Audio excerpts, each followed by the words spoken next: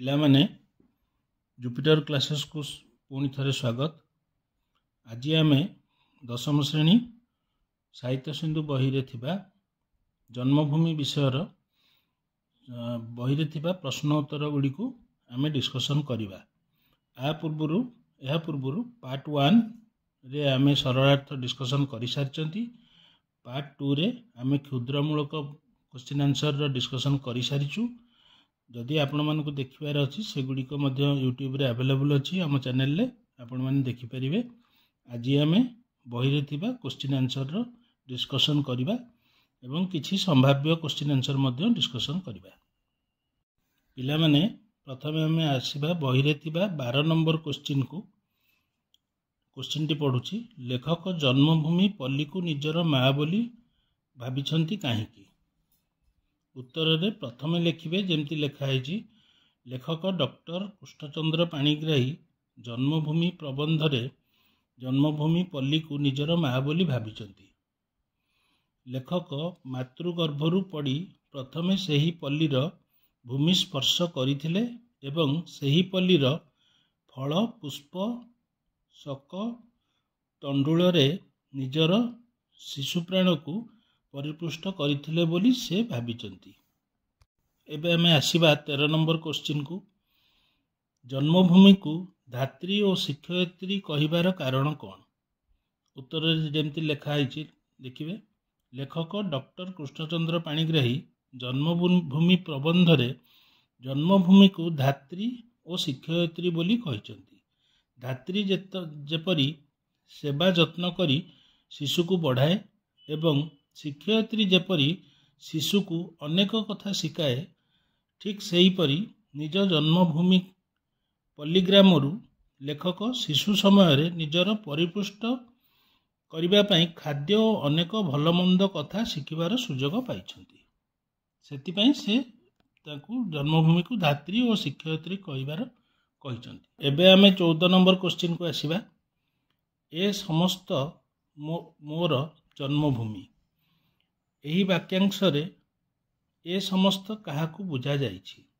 उत्तर रे जेमती लेखा है लेखक डॉक्टर कृष्णचंद्र पाणिग्राही जन्मभूमि प्रबंध रे यह उल्लेख करिसेंती। से लाइन टी को निश्चित लिखिबे कहिना सेटा गोटे मार्क फेचिंग लाइन, जहाँ भी हेले से लाइन टी लिखिबे। ए समस्त मो मां भूमि। एही वाक्यांश रे ए समस्त होची एशिया महादेश, भारतवर्ष, ओडिशा प्रदेश और लेखक जन्मलाभ करथिबा पल्लीग्राम खिचिंग को बुझा जाइछि। एबे आसीबा हमें 15 नंबर क्वेश्चन को। बयस बढ़िबा सह लेखकंकर जन्मभूमि सहित संबंध किपरि होइछि बोली से कहिचंती? उत्तर, लेखक डॉक्टर कृष्णचंद्र पाणिग्राही जन्मभूमि प्रबंध रे यह उल्लेख करिचंती। बयस बढ़िबा सह लेखकंकर जन्मभूमि सहित संबंध दिनकू दिन क्षीण होई शेषरे लीन हेबाकू बसिची बोली से कहिचंती। क्षीण होइची माने कम हो जाइची, संपर्क बहुत कम हो जाइची एवं सेटा लास्ट को सरी जुआ ऊपर मध्य हेलानी बोली लेखक बुझाइचंती। एबे आसीबा हमें 16 नंबर क्वेश्चन को। समय स्रोत रे लेखक किपरि भासी चलीछंती? उत्तर जेमती लिखा है लेखक डॉक्टर कृष्णचंद्र पाणिग्राही जन्मभूमि प्रबंध रे यह उल्लेख करिसंती। समय स्रोत रे लेखक एक निसहाय शुष्क तृण परी भासी चलीछंती बोली कहिसंती। शुष्क तृण माने सुखिला घास परी, समय स्रोत जेमती नदीर स्रोत थाए सेमती घास भली भासी चलीछंती, गोटे शुष्क घास बोली भासी चलीछंती। एबे हमें 17 नंबर क्वेश्चन को आसीबा। जन्मभूमिर केउ रूप लेखकंकर आखि आगरे भासी जाए? उत्तर लिखा जमी लिखा है लेखक डॉक्टर कृष्णचंद्र पाणिग्राही जन्मभूमि प्रबंध रे यह उल्लेख करिसंती। लेखकंकर जन्मभूमि को फेरी जीवा पई नैतिक साहस नथिले भी तांको जन्मभूमिर राशि राशि शालतरु मध्यरे नदी परिवेष्टित भंज कीर्ति किरटिनी कमनीय रूपशोभा आखि आगरे भासी जाए। एबे हमें 18 नंबर क्वेश्चन को आसीबा। बही 18 नंबर क्वेश्चन को। धर्मांतर परे लोकर की परिवर्तन होई थाए? उत्तर लिखा जमती लिखा है लेखक डॉक्टर कृष्णचंद्र पाणिग्राही जन्मभूमि ପ୍ରବନ୍ଧରେ ଏହା ଉଲ୍ଲେଖ କରିଛନ୍ତି। ଧର୍ମାନ୍ତର ପରେ ଧର୍ମାନ୍ତର ଦୀକ୍ଷିତ ବ୍ୟକ୍ତି ନବଗୃହୀତ ଧର୍ମ ନିକଟରେ ନିଜର ସମସ୍ତ ମାନବିକତାକୁ ହରାଇ ବସିଥାଏ। ଯେପରିକି ନିଜର ନାମ, ପଦବୀ, ଭାଷା, ଆହାର, ବ୍ୟବହାର, ବେଶଭୂଷା ଆଦିକୁ ବଦଳାଇ ଦିଏ ଓ ଶେଷକୁ ଜାତୀୟତା ଭୁଲି ନିଜ ଜନ୍ମଭୂମିକୁ ସୁଦ୍ଧା ଅସ୍ୱୀକାର କରି। ଏବେ ଆସିବା ଆମେ 19 ନମ୍ବର କ୍ୱେଶ୍ଚିନ୍କୁ। ପଲ୍ଲୀରେ ଏକ ପରିବାରତ୍ୱ ଗଢ଼ି ଉଠିବାରେ କି ପ୍ରମାଣ ମିଳେ? ଉତ୍ତରରେ ଲେଖିବା ଯେମିତି ଲେଖା ହେଇଛି। ଲେଖକ ଡକ୍ଟର କୃଷ୍ଣଚନ୍ଦ୍ର ପାଣିଗ୍ରାହୀ ଜନ୍ମଭୂମି ପ୍ରବନ୍ଧରେ ଏହା ଉଲ୍ଲେଖ କରିଛନ୍ତି। ବହୁ ବାଦ ବିସମ୍ବାଦ ସତ୍ତ୍ୱେ ପଲ୍ଲୀ ଗ୍ରାମର ନରନାରୀଙ୍କ ମଧ୍ୟରେ ଜାତି, ଧର୍ମ ଓ ବର୍ଣ୍ଣ ନିର୍ବିଶେଷରେ ଏକ ପରିବାରତ୍ୱ ପରମ୍ପରା ଗଢ଼ି ଉଠିଥାଏ। ଏହାର ପ୍ରମାଣ ହେଉଛି ପଲ୍ଲୀରେ କେହି ଭାଇ, କେହି ଭଉଣୀ, କେହି କକା, କେହି ଖୁଡ଼ୀ ଇତ୍ୟାଦି ଭାବରେ ସମସ୍ତ ଗ୍ରାମବାସୀ ପରସ୍ପର ମଧ୍ୟରେ ପରିଚିତ ଥାନ୍ତି। ଯେମିତି କେହି କେହି ଯଦି ତାଙ୍କ ଗାଁକୁ ଯାଉଥିବେ ବର୍ଷକୁ ଥରେ କିମ୍ବା ଛୁଟିରେ କେବେ ଯାଉଥିବେ, ଯେମିତି ସେମାନେ ତମେମାନେ ଚିହ୍ନି ନଥିବ ଲୋକଙ୍କୁ, କିମ୍ବା ସେମାନେ ତମ କକା ହେଇଥିବେ, ଖୁଡ଼ୀ ହେଇଥିବେ, କିଏ ଦାଦା ହେଇଥିବେ, କିଏ ବଡ଼ବାପା ହେଇଥିବେ, ସେମିତି ସେଠି ଲେଖକ ଏହା ବର୍ଣ୍ଣନା କରିଛନ୍ତି। ଏବେ ଆମେ ଆସିବା 20 ନମ୍ବର କ୍ୱେଶ୍ଚିନ୍କୁ। 20 ନମ୍ବର କ୍ୱେଶ୍ଚିନ୍ଟି ହେଲା, ସାରା ମାଉସୀ ଲେଖକଙ୍କୁ ଆଗେ କ'ଣ କହି ପଚାରୁଥିଲା? ଉତ୍ତରରେ ଲେଖିବେ, ଖାଲି ଗୋଟିଏ ଲାଇନରେ ଲେଖିଦେବେନି, ଲେଖକଙ୍କ ନାଁ ଲେଖିବେ। ଲେଖକ ଡକ୍ଟର କୃଷ୍ଣଚନ୍ଦ୍ର ପାଣିଗ୍ରାହୀ ଜନ୍ମଭୂମି ପ୍ରବନ୍ଧରେ ଏହା ଉଲ୍ଲେଖ କରିଛନ୍ତି। ସାରା ମାଉସୀ ଲେଖକଙ୍କୁ ଆଗେ କେବେ ଆସିଲୁ ବାପା କହି ପଚାରୁଥିଲା। ଏବେ ଆମେ ଆସିବା 21 ନମ୍ବର କ୍ୱେଶ୍ଚିନ୍କୁ। ସାରା ମାଉସୀର ପ୍ରଶ୍ନ ପଚାରିବାରେ କି ପରିବର୍ତ୍ତନ ଆସିଛି? ଉତ୍ତରରେ ଲେଖିବା ଯେମିତି ଲେଖା ହେଇଛି। ଲେଖକ ଡକ୍ଟର କୃଷ୍ଣଚନ୍ଦ୍ର ପାଣିଗ୍ରାହୀ ଜନ୍ମଭୂମି ପ୍ରବନ୍ଧରେ ଏହା ଉଲ୍ଲେଖ କରିଛନ୍ତି। ସାରା ମାଉସୀ ଆଗେ ଦେଖିବା ମାତ୍ରେ ପଚାରୁଥିଲା, କେବେ ଆସିଲୁ ବାପା? ଆଜିକାଲି ଦେଖାହେଲେ ସେ କହେ, କେବେ ଆସିଲ ବାବୁ? ସାରା ମାଉସୀଙ୍କ ପ୍ରଶ୍ନରେ ଏବେ ଏହି ପରିବର୍ତ୍ତନ ଆସିଛି। ଏବେ ଆମେ ଆସିବା 22 ନମ୍ବର କ୍ୱେଶ୍ଚିନ୍କୁ। ଗୋବିନ୍ଦ ଭାଇ କି ପ୍ରକାର ଲୋକ? ଉତ୍ତରରେ ଲେଖିବା ଯେମିତି ଲେଖା ହେଇଛି। ଲେଖକ ଡକ୍ଟର କୃଷ୍ଣଚନ୍ଦ୍ର ପାଣିଗ୍ରାହୀ ଜନ୍ମଭୂମି ପ୍ରବନ୍ଧରେ ଏହା ଉଲ୍ଲେଖ କରିଛନ୍ତି। ଲେଖିବା, ଗ୍ରାମ ମଝିରେ କୁଟୀର ଭିତରେ ରହିଥିବା ଗୋବିନ୍ଦ ଭାଇ ଥିଲା ଆଜୀବନ ଅକର୍ମା ଓ ଅବିବାହିତ। ଆଗେ ଦେଖାହେଲେ ବହୁ ମାନ ସମ୍ମାନ ସହିତ କୁଟୀରରେ ବସାଇ ମନବୋଧ ଚଉତିଶା ବ୍ୟାଖ୍ୟା କରୁଥିଲା। ମାତ୍ର ଲେଖକ ଶିକ୍ଷିତ ହୋଇ ସହରବାସୀ ହେଲା ପରେ ଗୋବିନ୍ଦ ଭାଇର ସେହିଭଳି ବ୍ୟବହାର ରହିନଥିଲା। ଲେଖକ ଶତ ଚେଷ୍ଟା କଲେ ଆଉ ତା ପୂର୍ବ ପ୍ରତ୍ୟୟ ଫେରି ପାଇନଥିଲେ, ମାନେ ପୂର୍ବ ଭଳିଆ ସେ ଯେମିତି କଥା ହେଉଥିଲା ଆଗରୁ। ଏବେ ଆମେ ଆସିବା 23 ନମ୍ବର କ୍ୱେଶ୍ଚିନ୍କୁ। ଗୋବିନ୍ଦ ଭାଇ ଲୋକଙ୍କୁ କୁଟୀରରେ ବସାଇ କି ପ୍ରକାର ବ୍ୟବହାର ଦେଖାଉଥିଲେ? ଉତ୍ତରରେ ଲେଖିବେ ଯେମିତି ଲେଖା ହେଇଛି। ଲେଖକ ଡକ୍ଟର କୃଷ୍ଣଚନ୍ଦ୍ର ପାଣିଗ୍ରାହୀ ଜନ୍ମଭୂମି ପ୍ରବନ୍ଧରେ ଏହା ଉଲ୍ଲେଖ କରିଛନ୍ତି। ଗୋବିନ୍ଦ ଭାଇ ଲେଖକଙ୍କୁ ସମ୍ମାନର ସହିତ କୁଟୀରରେ ବସାଇ ଆନ୍ତରିକତାର ସହିତ ମନବୋଧ ଚଉତିଶା ବ୍ୟାଖ୍ୟା ଶୁଣାଉଥିଲା। ଏବେ ଆସିବା ଆମେ 24 ନମ୍ବର କ୍ୱେଶ୍ଚିନ୍କୁ। ଗ୍ରାମଟି ଯାକ ନବାଗତ ଅତିଥିରେ ପରିପୂର୍ଣ୍ଣ ହୋଇଗଲାଣି। ଏଠାରେ କେଉଁ ନବାଗତ ଅତିଥିଙ୍କ କଥା ଲେଖକ କହିଛନ୍ତି? ଉତ୍ତରରେ ଲେଖିବେ ଯେମିତି ଲେଖା ହେଇଛି। ଲେଖକ ଡକ୍ଟର କୃଷ୍ଣଚନ୍ଦ୍ର ପାଣିଗ୍ରାହୀ ଜନ୍ମଭୂମି ପ୍ରବନ୍ଧରେ ଏହା ଉଲ୍ଲେଖ କରିଛନ୍ତି। ଦୀର୍ଘଦିନ ସହରରେ ରହିଲା ପରେ ଲେଖକ ଗ୍ରାମକୁ ଫେରି ଛୋଟ ଛୋଟ ପିଲାମାନଙ୍କୁ ଦେଖିଛନ୍ତି, ଯେଉଁମାନେ କି ତାଙ୍କ ପାଇଁ ଥିଲେ ନିହାତି ଅପରିଚିତ। ସେହି ଅପରିଚିତ ଗାଁର ଶିଶୁମାନଙ୍କୁ ଲେଖକ ନବାଗତ ଅତିଥି ବୋଲି କହିଛନ୍ତି। ଏବେ ଆସିବା ଆମେ 25 ନମ୍ବର କ୍ୱେଶ୍ଚିନ୍କୁ। ଗ୍ରାମର ଶିଶୁ ସମାବେଶ ଉପରେ ଲେଖକ କି ଅଭିମତ ଦେଇଛନ୍ତି? ଉତ୍ତରରେ ଲେଖିବା ଲେଖକ ଯେମିତି ଲେଖିବା କଥା। ଲେଖକ ଡକ୍ଟର କୃଷ୍ଣଚନ୍ଦ୍ର ପାଣିଗ୍ରାହୀ ଜନ୍ମଭୂମି ପ୍ରବନ୍ଧରେ ଏହା ଉଲ୍ଲେଖ କରିଛନ୍ତି। ଗ୍ରାମର ଶିଶୁମାନଙ୍କ ବିଷୟରେ ଅଭିମତ ଦେଇଛନ୍ତି ଯେ ଗ୍ରାମର ଯେଉଁ ଆଡ଼େ ଚାହିଁଲେ ଶୀର୍ଣ୍ଣ, ମଳିନ, ଉଲଗ୍ନ, କୃଶପଦର ଲମ୍ବୋଦର ଅବାଞ୍ଛିତ ଅବହେଳିତ ଶିଶୁମାନଙ୍କର ସମାବେଶ ଦେଖାଯାଏ। ଯେହେତୁ ଲେଖକ ତାଙ୍କ ପାଇଁ ଅପରିଚିତ ଥିଲେ, ତେଣୁ ସେମାନେ ଲେଖକଙ୍କୁ ଦେଖିଲେ ଆଫ୍ରିକାରୁ ନୂଆ ହୋଇ ଆସିଥିବା ଜେବ୍ରା ବା ଜିରାଫକୁ ଆଶ୍ଚର୍ଯ୍ୟ ହୋଇ ଚାହିଁଲା ପରି ଖାଲି ଚାହିଁଥାନ୍ତି। ଏବେ 26 ନମ୍ବର କ୍ୱେଶ୍ଚିନ୍କୁ ଆସିବା। ଏହି ଶିଶୁମାନେ ଲେଖକଙ୍କୁ ଏବେ ଦେଖିଲେ କିପରି ବ୍ୟବହାର ଦେଖାଇଥାନ୍ତି? ଉତ୍ତରରେ ଯେମିତି ଲେଖା ହେଇଛି, ଡକ୍ଟର କୃଷ୍ଣଚନ୍ଦ୍ର ପାଣିଗ୍ରାହୀ ଜନ୍ମଭୂମି ପ୍ରବନ୍ଧରେ ଏହା ଉଲ୍ଲେଖ କରିଛନ୍ତି। ଲେଖକ ଦୀର୍ଘ ଦିନ ଧରି ଗ୍ରାମରେ ଅନୁପସ୍ଥିତ ଥିବାରୁ ଗ୍ରାମର ଶିଶୁମାନେ କେହି ତାଙ୍କୁ ଜାଣିନଥିଲେ କିମ୍ବା ଚିହ୍ନି ନଥିଲେ। ଫଳରେ ଏହି ଶିଶୁମାନେ ଲେଖକଙ୍କୁ ଏବେ ଦେଖିଲେ ଆଫ୍ରିକାରୁ ନୂଆ ଆସିଥିବା ଜେବ୍ରା ବା ଜିରାଫକୁ ଚାହିଁଲା ପରି ଲେଖକକୁ ଚାହିଁ ରହୁଥିଲେ। ଆମେ ଆସିବା 27 ନମ୍ବର କ୍ୱେଶ୍ଚିନ୍କୁ। ଗ୍ରାମର ସାଧାରଣ ଯୁବକମାନେ କିପରି ସମୟ ବିତାନ୍ତି? ଉତ୍ତରରେ ଯେମିତି ଲେଖା ହେଉଛି, ଡକ୍ଟର କୃଷ୍ଣଚନ୍ଦ୍ର ପାଣିଗ୍ରାହୀ ଜନ୍ମଭୂମି ପ୍ରବନ୍ଧରେ ଏହା ଉଲ୍ଲେଖ କରିଛନ୍ତି। ଗ୍ରାମର ସାଧାରଣ ଯୁବକମାନେ ଯେଉଁମାନେ କି ଶିକ୍ଷିତ କିମ୍ବା ଅର୍ଦ୍ଧଶିକ୍ଷିତ, ସେମାନେ ଚାକିରି ନ ପାଇ ଜନ୍ମଭୂମିକୁ ଛାଡ଼ି ପାରି ନାହାନ୍ତି। ସେମାନେ ପ୍ରଧାନତଃ ରାଜନୀତିର ଆଶ୍ରୟ ନେଇ ସମୟ କାଟନ୍ତି। ସେମାନଙ୍କ ଭିତରୁ କେହି କଂଗ୍ରେସୀ, କେହି ଗଣତନ୍ତ୍ରୀ, କେହି କମ୍ୟୁନିଷ୍ଟ ଓ କେହି ସୋସିଆଲିଷ୍ଟ। ରାଜନୀତି କହିଲେ ସେମାନେ ବୁଝନ୍ତି ବିପ୍ଳବ, ଦଙ୍ଗା ଓ ହଣାକଟା। ଦେଶକୁ କିପରି ଗଠନ କରାଯିବ, ଏହା ସେମାନଙ୍କର ମୁଣ୍ଡକୁ ଜୁଟେ ନାହିଁ। ଏବେ ଆମେ ଆସିବା 28 ନମ୍ବର କ୍ୱେଶ୍ଚିନ୍କୁ।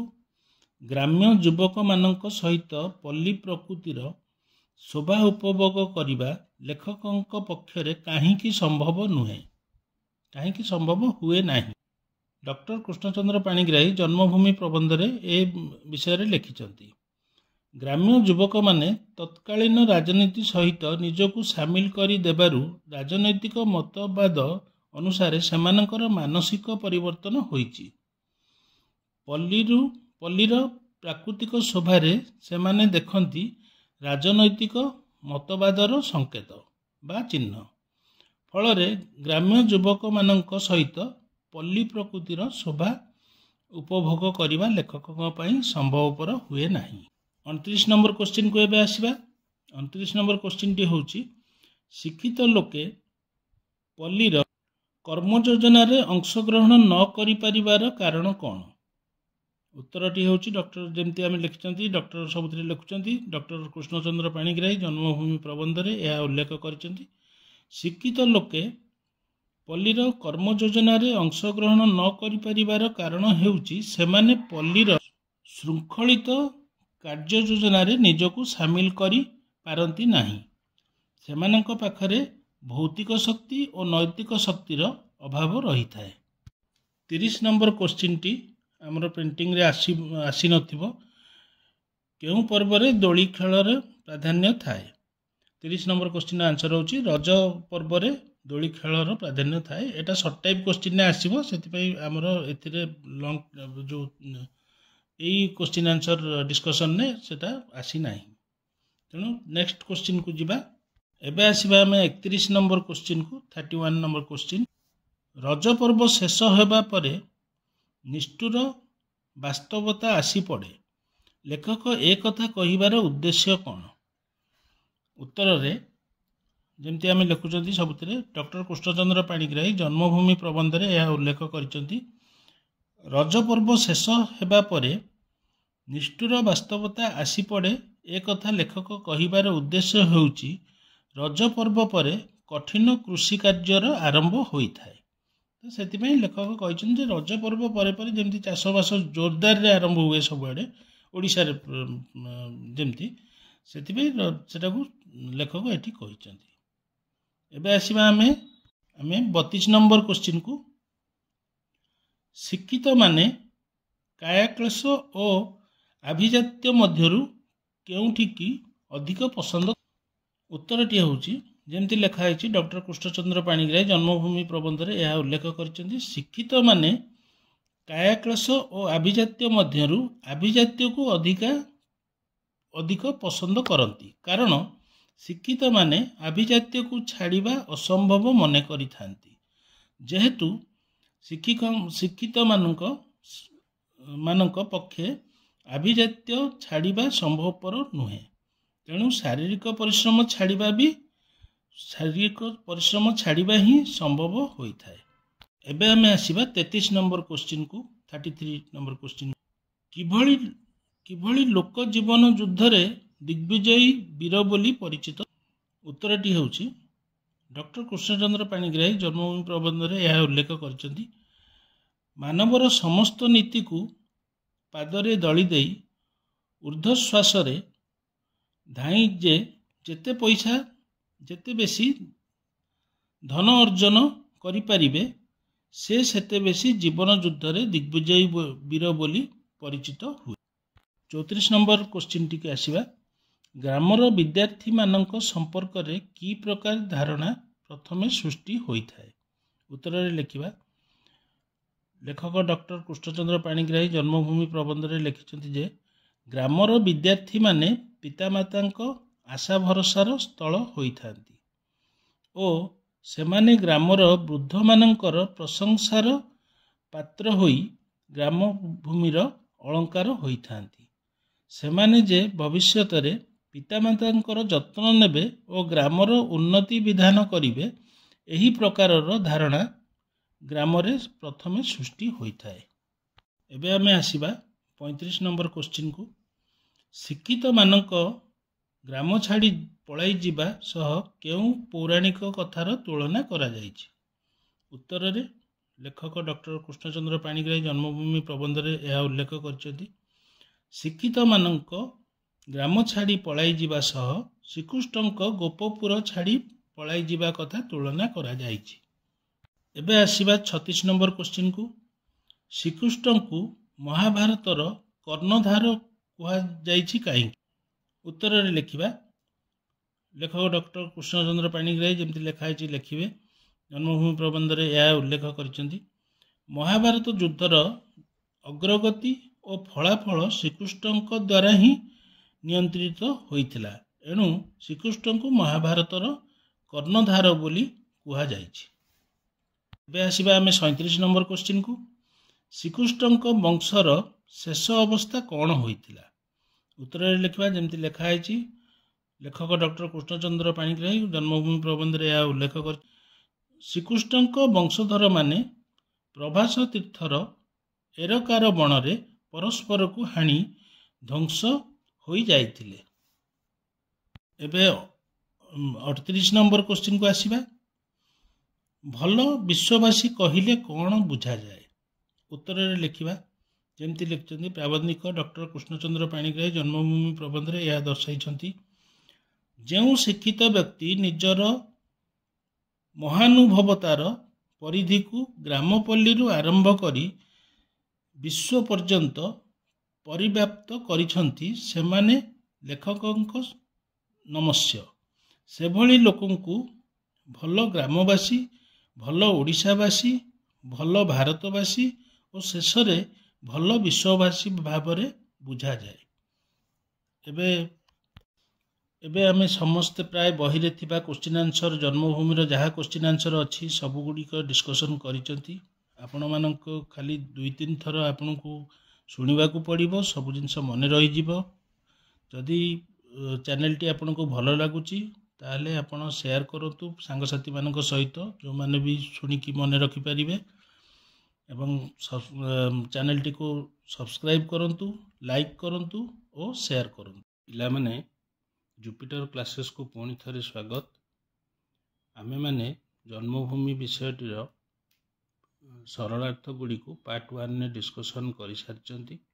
ଆପଣମାନେ ପାର୍ଟ 1 ବି ଦେଖିପାରିବେ ସରଳାର୍ଥର କ୍ୱେଶ୍ଚିନ୍ ଆନ୍ସର।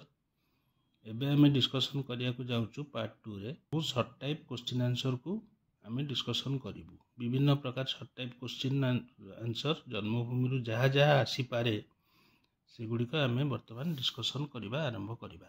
କ୍ୱେଶ୍ଚିନ୍ ନମ୍ବର 1କୁ ଆସିବା। ଜନ୍ମଭୂମି ପ୍ରବନ୍ଧଟି କେଉଁ ଭାବନାରେ ପରିପୃଷ୍ଟ? ଉତ୍ତର ହେଉଛି ବସୁଧୈବ କୁଟୁମ୍ବକମ୍। 2 ନମ୍ବର କ୍ୱେଶ୍ଚିନ୍କୁ ଆସିବା। ପ୍ରାବନ୍ଧିକ କାହାକୁ ତାଙ୍କ ଜନ୍ମଭୂମି ବୋଲି କହିଛନ୍ତି? ଲେଖିବା ପ୍ରାବନ୍ଧିକ ପଲ୍ଲୀକୁ ତାଙ୍କ ଜନ୍ମଭୂମି ବୋଲି କହିଛନ୍ତି। 3 ନମ୍ବର କ୍ୱେଶ୍ଚିନ୍। ପ୍ରାବନ୍ଧିକଙ୍କର ଜନ୍ମମାଟି କାହା ଦ୍ୱାରା ପରିବେଷ୍ଟିତ? ଉତ୍ତରଟି ହେଉଛି ଅରଣ୍ୟ ଦ୍ୱାରା। 4 ନମ୍ବର କ୍ୱେଶ୍ଚିନ୍ଟି ହେଉଛି ଏହା ଭିତରେ ମୋର ପୁନର୍ଜନ୍ମ ଘଟିଯାଇଛି। ଏହି ବାକ୍ୟରେ ମୋର ପଦଟି କାହା ଉଦ୍ଦେଶ୍ୟରେ କୁହାଯାଇଛି? ଉତ୍ତର ହେଉଛି ପ୍ରାବନ୍ଧିକ ନିଜ ବିଷୟରେ କହିଛନ୍ତି। ପ୍ରାବନ୍ଧିକ। 5 ନମ୍ବର କ୍ୱେଶ୍ଚିନ୍ରେ ଆସୁଛି ପ୍ରାବନ୍ଧିକ କୃଷ୍ଣଚନ୍ଦ୍ର ପାଣିଗ୍ରାହୀଙ୍କର ଇଂରାଜୀ ଲିଖିତ ଏକ ଗବେଷଣା ଗ୍ରନ୍ଥର ନାମ କ'ଣ? ଉତ୍ତରଟି ହେଉଛି ଭୁବନେଶ୍ୱରର ପ୍ରତ୍ନତାତ୍ତ୍ୱିକ ଅବଶେଷ। 6 ନମ୍ବର କ୍ୱେଶ୍ଚିନ୍ଟି ହେଉଛି ବୟସ ବୃଦ୍ଧି ସଙ୍ଗେ ସଙ୍ଗେ ଜନ୍ମଭୂମି ସହିତ ପ୍ରାବନ୍ଧିକଙ୍କର ସମ୍ପର୍କ କିପରି ହୋଇଛି ବୋଲି କହିଛନ୍ତି? ଉତ୍ତର ହେଉଛି କ୍ଷୀଣ। ଆପଣମାନେ ପୁରା ବାକ୍ୟଟି ଲେଖିବେ। ଉତ୍ତର ଦେଲାବେଳେ କ୍ୱେଶ୍ଚିନ୍ ଆନ୍ସରରେ ପୁରା ବାକ୍ୟଟି ଲେଖିବେ। 7 ନମ୍ବର କ୍ୱେଶ୍ଚିନ୍କୁ ଆସିବା ପ୍ରାବନ୍ଧିକ ଜାତିସ୍ମର ବୋଲି କାହାକୁ କହିଛନ୍ତି? ଉତ୍ତର ହେଉଛି ପଲ୍ଲୀ ଜନନୀକୁ। 8 ନମ୍ବର ହେଉଛି ତଣ୍ଡୁଳ କହିଲେ କାହାକୁ ବୁଝାଯାଏ? ଉତ୍ତର ହେଉଛି ଚାଉଳ। 9 ନମ୍ବର କ୍ୱେଶ୍ଚିନ୍କୁ ଆସିବା ପ୍ରାବନ୍ଧିକ କୃଷ୍ଣଚନ୍ଦ୍ର ପାଣିଗ୍ରାହୀ କେଉଁ ଜିଲ୍ଲାରେ ଜନ୍ମଗ୍ରହଣ କରିଥିଲେ? ଉତ୍ତରଟି ହେଉଛି ମୟୂରଭଞ୍ଜ ଜିଲ୍ଲା। 10 ନମ୍ବର କ୍ୱେଶ୍ଚିନ୍କୁ ଆସିବା ଗ୍ରାମରେ ନବାଗତ ଅତିଥି ବୋଲି ଲେଖକ କେଉଁମାନଙ୍କୁ ଲକ୍ଷ୍ୟ କରି କହିଛନ୍ତି? ଉତ୍ତରଟି ହେଉଛି ଶିଶୁମାନଙ୍କୁ। 11 ନମ୍ବର କ୍ୱେଶ୍ଚିନ୍କୁ ଆସିବା ମହାଭାରତର ମହାସମରକୁ କିଏ ଆଙ୍ଗୁଳି ନିର୍ଦ୍ଦେଶରେ ଚଳାଇଥିଲେ? ଉତ୍ତରଟି ହେଉଛି ଶ୍ରୀକୃଷ୍ଣ। 12 ନମ୍ବର କ୍ୱେଶ୍ଚିନ୍କୁ ଆସିବା ପ୍ରାବନ୍ଧିକଙ୍କର ଜନ୍ମଭୂମି କେଉଁ ବଂଶର ରାଜାଙ୍କର କୀର୍ତ୍ତିରେ ଉଦ୍ଭାସିତ? ଉତ୍ତରଟି ହେଉଛି ଭଞ୍ଜ ବଂଶର। କାହିଁକିନା ମୟୂରଭଞ୍ଜରେ ଭଞ୍ଜ ବଂଶୀୟ ରାଜା ଥିଲେ, ରାଜା ଶାସନ କରୁଥିଲେ, ତେଣୁକରି ଭଞ୍ଜ ବଂଶର ରାଜାଙ୍କର କୀର୍ତ୍ତିରେ ଉଦ୍ଭାସିତ।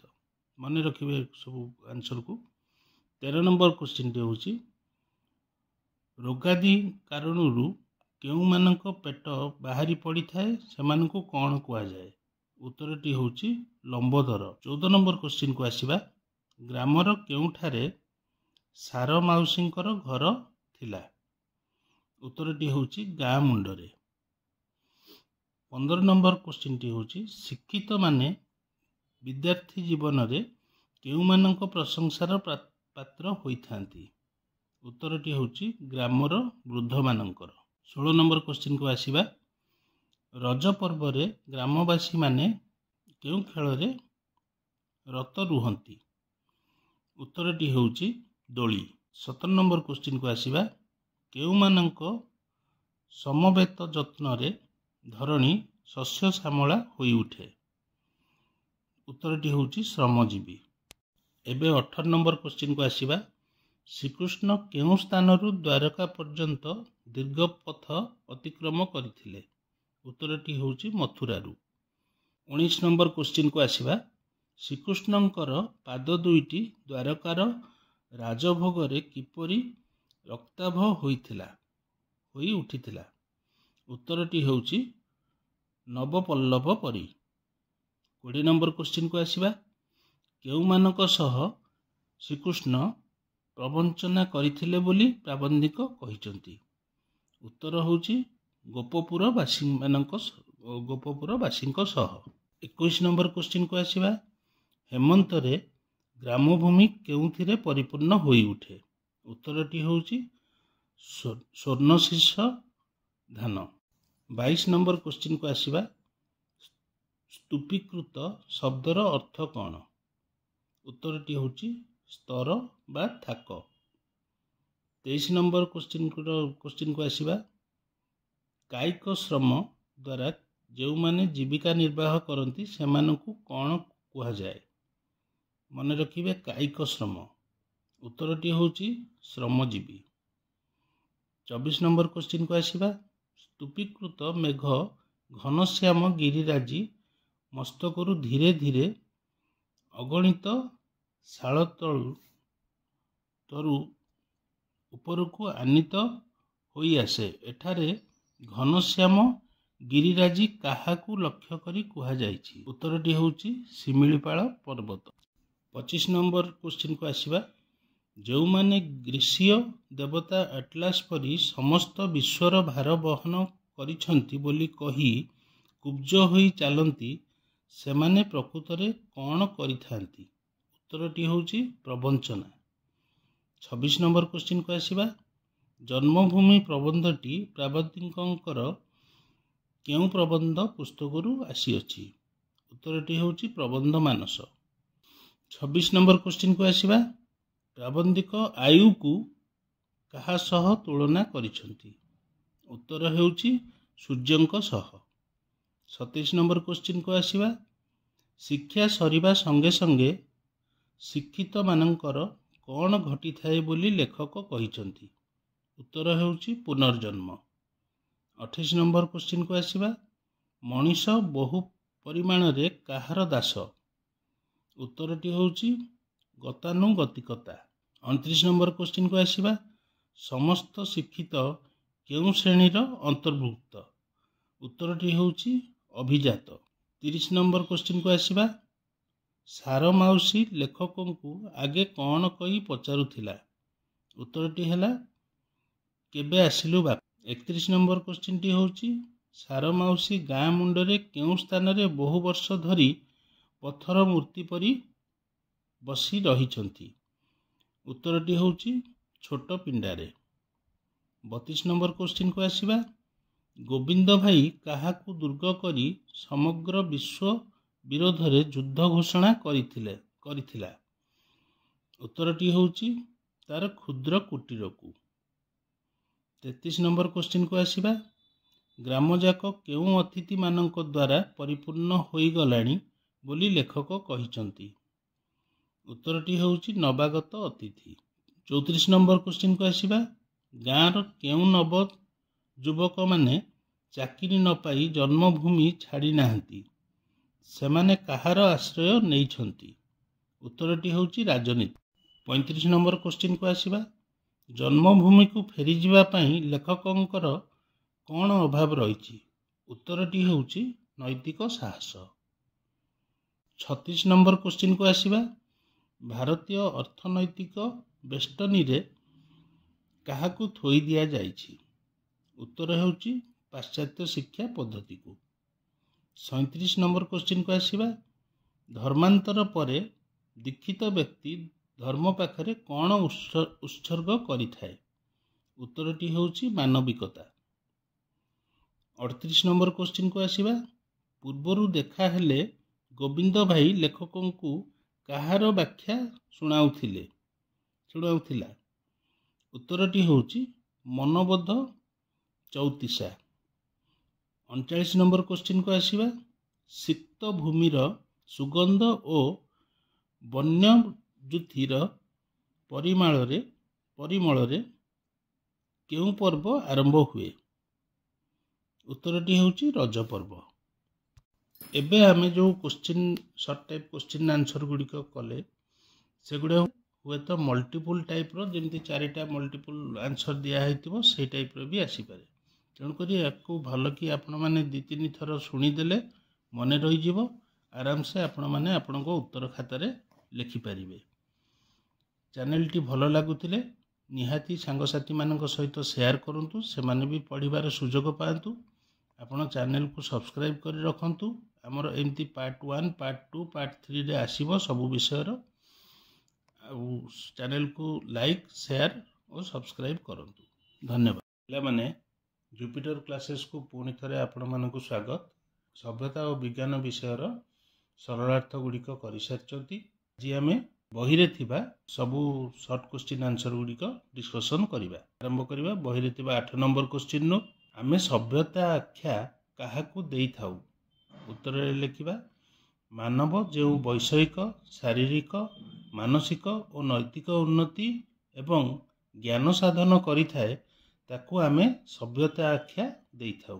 एबे 9 नंबर क्वेश्चन को आसीबा रोमियो और भारतीय सभ्यतार आदर्श मध्य पार्थक्य कौन। उत्तर लिखिबा रोमियो सभ्यतार आदर्श थिला विभिन्न प्रकार वैषयिक उन्नति भोग थिला सेमानंक सभ्यतार नीति और आदर्श, किंतु भारतीय सभ्यतार मूल आदर्श थिला त्याग और आत्मसंयम। एबे आमे आसीबा 10 नंबर क्वेश्चन को। भारतीय सभ्यतार आदर्श कौन बुझ? उत्तर लिखिबा भारतीय सभ्यतार मूल आदर्श हेउची त्याग और संयम उपरे गुरुत्व प्रदान करिबा। वैषयिक ज्ञान कौशल को सभ्यता पई विवाद और विपद बोली भारतीय मनीषी माने भाबुथिले। एबे आसीबा आमे 11 नंबर क्वेश्चन को। गृहस्थर पथ केतेबेले संपूर्ण पृथक होई जाए? उत्तर लिखिबा त्याग मार्ग रे दीक्षित होई मनीष जेतेबेले विषयर मालिक हुए सेतेबेले भोगगार्मी जाति ठारू ता पथ संपूर्ण अलगा होई जाए। एबे आसीबा आमे 12 नंबर क्वेश्चन को। क्वेश्चन टी हैला वर्तमान पृथ्वी रे सभ्यतार आदर्शटी कौन? उत्तर लिखिबा लेखकଙ୍କ मतरे वर्तमान पृथ्वी रे सभ्यतार आदर्श हेउची मानव समाजर सर्वांगीन उन्नति साधन करिबा तथा वैषयिक मानसिक शारीरिक और नैतिक उन्नति सहित विश्व मानविकतार उन्मेष और उद्रेक प्रतिष्ठा करिबा। एबे आमे आसीबा 13 नंबर क्वेश्चन को। 13 नंबर क्वेश्चन टी हैला जड़ विज्ञान केते भागरे विभक्त? उत्तर लिखिबा जड़ विज्ञान दुई भागरे विभक्त यथा पदार्थ विज्ञान और रसायन विज्ञान। एबे आमे आसीबा 14 नंबर क्वेश्चन को। आमे केउ उपकरणरू वैषयिक सुख समृद्धि लाभ करिथाउ? उत्तर लिखिबा साधारणतः रेलगाड़ी, मोटर गाड़ी, उड़ाजहाज, बेतार यंत्र, रेडियो, टेलीविजन, टेलीफोन आदि उपकरणरू वैषयिक सुख समृद्धि लाभ करिथाउ। एबे आसीबा आमे 15 नंबर क्वेश्चन को। जीव विज्ञानर चर्चारू की संधान मिलिथाए? उत्तर लिखिबा जीव विज्ञानर चर्चारू प्राणीर विभिन्न गठन प्रक्रिया और केउ शक्ति बल से जीवनर अधिकारी होइथांती तार संधान मिलिथाए। एबे आसीबा आमे 16 नंबर क्वेश्चन को। आंभ मानक ज्ञानर सीमा आमे किपरि विस्तृत करिथाउ? उत्तर लिखिबा शरीर तत्व, आयुर्वेद, डाक्तरी विद्या, मनस्तत्व, कृषि विज्ञान, विज्ञान तत्व, ज्योतिष शास्त्र प्रभृति नाना विध शास्त्र मानक सहायतारे आमे आम मानकर ज्ञानर सीमा विस्तृत करिथाउ। एबे आसीबा आमे 17 नंबर क्वेश्चन को। जीव विज्ञानरू जीवर शरीर संपर्क रे की धारणा मिले? उत्तर लिखिबा जीव विज्ञान आलोचनारू जना जाए जे शरीर केवल विभिन्न जड़ उपादान रे गठित। एही जड़ उपादानर समावेश सह शरीरर शक्तिर विकास संभव होइथाए। एबे आसीबा आमे 18 नंबर क्वेश्चन को। वैज्ञानिक माने मानव को ध्वंस पथर पथिक करुछंती बोली लेखक काहींकी कहिचंती? उत्तर लिखिबा वैज्ञानिक माने सेमानंक ज्ञान कौशल द्वारा मारात्मक गैस और विस्फोरक द्रव्य उत्पादन करी मानव समाज को ध्वंस पथर पथिक करुछंती। अवश्य वैज्ञानिक मानंक उद्भावनर महत उद्देश्य को मानव एड़ाई जाई निजस्व स्वार्थ पाई वैज्ञानिक उद्भावनर असत व्यवहार करी निजको ध्वंस पथर पथिक करिछि बोली लेखक जुक्ति करिछंती। 19 नंबर क्वेश्चन को आसीबा मैत्रीर ध्वजा केतेबेले उड़िबो बोली लेखक कहिछंती? उत्तर लिखिबा प्राबन्धिकଙ୍କ मतरे जेतेबेले आधुनिक सभ्यतार आदर्श प्रत्येक लोक जानिबे सेतेबेले मैत्रीर ध्वजा उड़िबो। 20 नंबर क्वेश्चन को आसीबा विज्ञानर अंधकार स्थानटी अपसारित हेले कौन हेबो बोली लेखक कहिछंती? उत्तर लिखिबा विज्ञानर समस्त भल दिग और कुप्रभाव संपर्क रे जेतेबेले मनीष जानि पारिबो तथा सबु क्षेत्र रे सफलतार शिखर स्पर्श करिबो सेतेबेले ही विज्ञानर अंधकार स्थानटी अपसरी जीवो। माने एबे हमें डिस्कशन करिबा क्षुद्र उत्तरमूलक प्रश्नोत्तर। नंबर क्वेश्चन को आसीबा आर्य माने सभ्यतार उच्चतम सोपान को आरोहण करिथिले मध्य केउ माने तार विलोप साधन करिथिले? उत्तर रे लिखिबा आर्य माने सभ्यतार उच्चतम सोपान को आरोहण करिथिले मध्य सभ्यतर जाति तार विलोप साधन करिथिले। एबे 2 नंबर क्वेश्चन को आसीबा केउ मानंकु पंचभूत कुहा जाए? उत्तर रे लिखिबा क्षिप्त, अप, तेज, मरुत और व्योम को पंचभूत कुहा जाए। 3 नंबर क्वेश्चन को आसिबा प्राबन्धिक मतरे विज्ञानर व्यापक अर्थ और व्यवहृत अर्थ कौन लेख। उत्तर रे लिखिबा प्राबन्धिकଙ୍କ मतरे व्यापक अर्थरे जेकोसी विषय सम्यक ज्ञान ही विज्ञान। साधारण अर्थरे जड़ और जीवंत विषय सुसंबंध श्रृंखलित सम्यक ज्ञान ही विज्ञान। एबे आमे 4 नंबर क्वेश्चन को आसिबा जड़ विज्ञान बलरे आमे केउ ज्ञान लाभ करू। उत्तर रे लिखिबा जड़ विज्ञान बलरे आमे जड़ पदार्थर घात प्रतिघात क्रिया प्रतिक्रिया व्यवहार आकर्षण गति मिलन प्रक्रिया प्रवृत्ति विभिन्न विषय सम्यक ज्ञान लाभ करू। सम्यक ज्ञान माने किछि ज्ञान लाभ करू। एबे आमे आसिबा 5 नंबर क्वेश्चन को आधुनिकता सभ्यतार विपक्षवादी माने कौन कहती। उत्तर रे लिखिबा आधुनिक सभ्यतार विपक्षवादी माने कहती एहार सत्यता मानवर ईश्वर विश्वास कमाई देई ताकू विपथगामी करिछि। सर्वत्र आत्मसंयमर अभाव परिलक्षित हेबा सह मानव मध्यरे स्नेह परिवर्ते हिंसा और द्वेष चरम सोपान रे उपनीत होइछि। एबे आमे 6 नंबर क्वेश्चन को आसिबा सभ्यता न्यूनतर बा उच्चतर बोली निरूपित होइथाय किपरि। उत्तर रे लिखिबा विभिन्न विभागर विभिन्न परिमाणर उन्नति अनुसार सभ्यता न्यूनतर बा उच्चतर होइथाय। एबे आमे 7 नंबर क्वेश्चन को आसिबा जड़ उपादान रे मध्य शक्ति अछि उदाहरण माध्यम रे बुझाई दियो। उत्तरटी लिखिबा जड़ उपादान रे मध्य निहित शक्ति अछि। एहार उदाहरण देबा पई प्राबन्धिक गेंगुटी पत्थरर उदाहरण देइछंती। गेंगुटी पत्थर रे पानी ढालिले तहिरु चून अंगारकाम्ल बाष्प ओ विशेष बाह्य उत्ताप बाहरे। सही उत्ताप ही शक्तिर एक अवस्था मात्र। एथिरु जड़ उपादान रे शक्ति थिबा प्रमाणित हुए। माने एबे आमे डिस्कशन करिबा विषय मध्यरु किछि प्रश्नोत्तर। 1 नंबर क्वेश्चन ने देखिबा लेखकंक सभ्यता और विज्ञान प्रबंध केउ पत्रिका रे प्रकाशित होइथिला। उत्तर रे लिखिबा उत्कल साहित्य पत्रिका।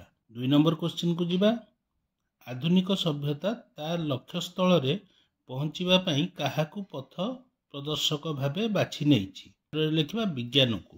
3 नंबर क्वेश्चन को जिबा त्याग और आत्मसंयम केउ सभ्यतार आदर्श थिला। उत्तर रे भारतीय। 4 नंबर क्वेश्चन को जिबा जड़ विज्ञान मूल रे केउ शास्त्र निहित।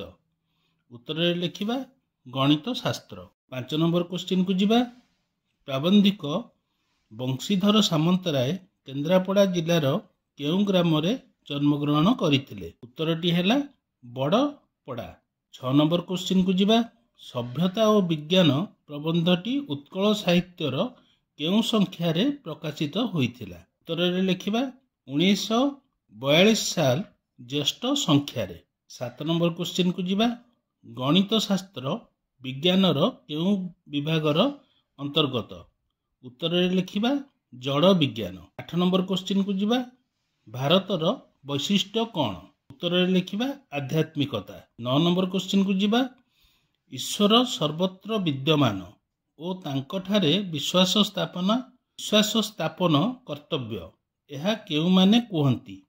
उत्तर रे लिखिबा विपक्षवादी माने। 10 नंबर क्वेश्चन को जिबा आधुनिक सभ्यता रे सर्वत्र काहार अभाव परिलक्षित होइछि। उत्तर रे लिखिबा संयमर। 11 नंबर क्वेश्चन को जिबा आधुनिक सभ्यतार आदर्श को समस्तଙ୍କ पाखरे पहुंचाइबा पई किए कार्यक्रम आरंभ करिछि। उत्तर रे लिखिबा जाति संघ। 12 नंबर क्वेश्चन को जिबा ताप केउ शक्तिर एकतम अवस्था। उत्तर रे लिखिबा प्रवाहमान शक्तिर। 13 नंबर क्वेश्चन को जिबा वैषयिक सुख और समृद्धि संपादन रे केउ विज्ञान आमर सहायक होइछि। उत्तर रे जड़ विज्ञान। 14 नंबर क्वेश्चन को जिबा केउ विज्ञान बल रे प्रकृति रे संगठित क्रिया को आमे हृदयंगम करि पारिछु। उत्तर रे लिखिबा जड़ विज्ञान। 15 नंबर क्वेश्चन को जिबा दक्षिण आफ्रिकार आदिम कला जातिर मनीष को कौन कहुए? उत्तर लिखा निग्रो। 16 नंबर क्वेश्चन को जीवा। आज पर्यंत आमे सभ्यतार केउं स्थान रे पहुंची पारिनाहु बोली प्राबंधिक कहिसंती? उत्तर लिखा उच्चतम सोपान रे। 17 नंबर क्वेश्चन को जीवा। केउं प्रणाली द्वारा विश्वर विराट शक्ति को मानव निरूपण करी पारिबो बोली हिंदू माने कहती? उत्तर लिखा दर्शन शास्त्र निहित। पिला माने ए सबु प्रश्न गुडी को रिपीट करी कराइबार कारण हेउची ठीक उत्तरटी जानिथिले तमे माने मल्टीपल चॉइस क्वेश्चन ने ठीक आंसर देई पारिबो। एबे एही भली आउ किछि प्रश्न उत्तर अभ्यास करिदबा। 1 नंबर क्वेश्चन ने होची जीवन कहार एक अवस्था? उत्तर रे शक्तिर। 2 नंबर क्वेश्चन को जीवा। पदार्थ विज्ञान केउं विज्ञान रो अंतर्गत? उत्तरटी होची जड़ विज्ञान।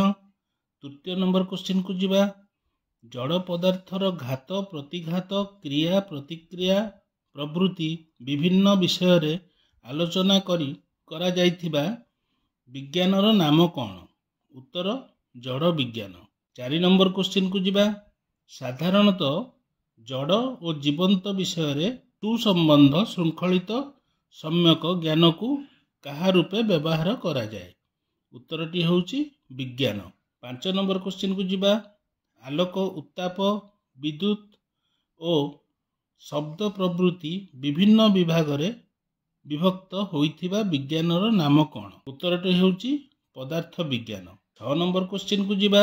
जड़ विज्ञान केते भाग रे विभक्त? उत्तर रे 2 भाग रे विभक्त।